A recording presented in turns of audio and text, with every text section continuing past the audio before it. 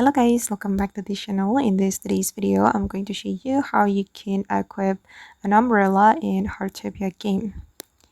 Okay, let's get into it guys. First of all, you need to get an umbrella, and I got this one from the quest, from the animal quest, if I'm not mistaken.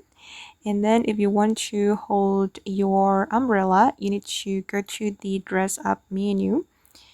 You're going to go to dress up right here and then go to the handheld items.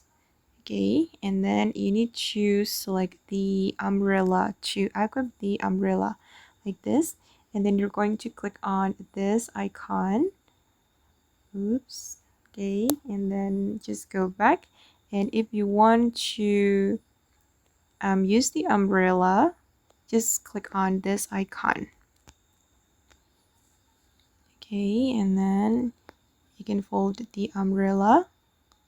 Okay, just like this. And if you want to remove the umbrella from your avatar or your character, you can go back to the dress up menu, go to umbrella icon and click on the umbrella. Okay, and click on save. Okay guys, and that's how you can equip an umbrella in Heartopia game.